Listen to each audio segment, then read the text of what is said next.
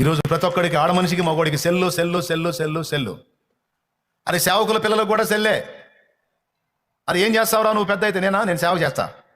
మరి సేవ చేస్తే దానికి సంబంధించినటువంటి రీతి లేదురా, నీ దగ్గర ఎదుగుదల లేదురా, ఆ విషయంలో నీ నడిపింపు లేదురా అంటే ప్రస్తుతం సెల్ ఫోన్ చూస్తున్నాను, రేపు గాడిదలు కాస్తాను. ఒరే సెల్ ఫోన్ చూస్తే బేవరసావుడే అవుతావురా, నువ్వు బేవరసావుడే అవుతావురా. నువ్వు దేవుని సేవకుడు ఎట్టవుతావురా, నువ్వు గాలుడు అవుతావు. సెల్ ఫోనే ప్రపంచం అయితే, సెల్ ఫోనే జీవితం అయితే, సెల్ ఫోనే లోకం అయితే నెంబర్ 1 గాలుడు అవుతావురా నువ్వు. సేవ చేయాలని రోషం పుట్టాలరా. పట్టుబడితే దాన్ని తాడు పెడ తేల్చిందాక నిద్రపోకూడదురా. రోషం లేని బతుకు నీచంరా, కుక్క కంటే హీనం అది అని చెబుతా నేను. మరి సేవకుడు కొడుకు కానీ కూతురు కానీ సేవకుడే కానీ ఒక పట్టుబడితే, ఒక పనికి పూనుకుంటే దాని సంగతి తాడో పెడో తేలిందాక నిద్రపోకూడదురా. మామూలుగా లోకంలో అంటే రోషం లేని బతుకు. ఇప్పుడు క్రీస్తు రక్తం మనలో ప్రవహిస్తున్నప్పుడు రోషం, ఒక పట్టుదల. మన ప్రభు ఎంత మాదిరి ఇచ్చాడో. ఇహాన్ని పరాన్ని రెండింటిని గెలిచి జయించిన వాడే నిలబడ్డాడు. ఆయన బిడ్డలమని చెప్పుకుంటున్నాం మనం.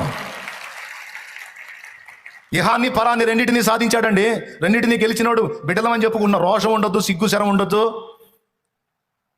సాధించొద్దు, పట్టుబట్టొద్దు. ఏదో బతుకుదామా? రోషం లేని బతుకుదాం, సిగ్గులేని బతుకుదామా? బ్రతుకని ఉన్నప్పుడు ఒక గురి, గమ్యం, ఒక లక్ష్యం ఉండాలి. సాధించడానికి కొన్ని ఎయిమ్స్ ఉండాలి. అవి లేని బతుకేం బతుకు? నాకు తెలిసి అసలు బతికే కాదు, థూ అని వస్తాను నేను నా బతుకుని. అలాంటి బతుకుని ఆడోళ్ళైనా మగోళ్ళైనా సరే భౌతికంగా ఆధ్యాత్మికంగా సాధించాలి. భౌతికంగా సమాజాన్ని ఉద్ధరించాలి, ఆధ్యాత్మికంగా కూడా సమాజాన్ని ఉద్ధరించేటట్టు తయారు కావాలి. ఈరోజు ప్రతి ఒక్కడికి పిల్లోడికి సెల్లే, పెద్దోడికి సెల్లే, ముసలోడికి సెల్లే, ఆడ మనిషికి సెల్లే, అందరూ సెల్లు పొద్దుగూకులు. అందులో ఆ సెల్లులో సొల్లు, ఎక్కడెక్కడ సొల్లు, లోకంలో ఉన్న సొల్లంతా వచ్చింది, ఆ దరిద్రం అంతా దాని మీద పెట్టేశారు మైండ్. ఎవరినన్నా చూడు చెత్తలో పడి కొట్టుకొస్తున్నారు. భ్రష్టులు తయారవుతున్నారు. భక్తుల పిల్లలు కూడా భ్రష్టులుగానే తయారవుతున్నారు. సోమరులు, తిండిబోతులు, నిద్రబోతులు, ఒళ్ళు వంచని వారు, నేత్రాశ పాపంలో మునిగిపోయిన వారు, దరిద్రులు రోషం లేని బతుకులు బతుకుతా ఉన్నారు.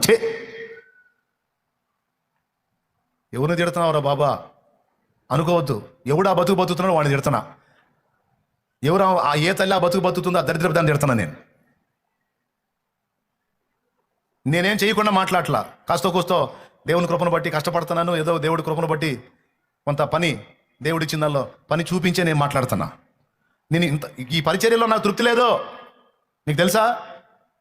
ఈ పరిచర్యలో నాకు తృప్తి లేదు. ఇంకా చేయాలి, ఇంకా పరిగెత్తాలి.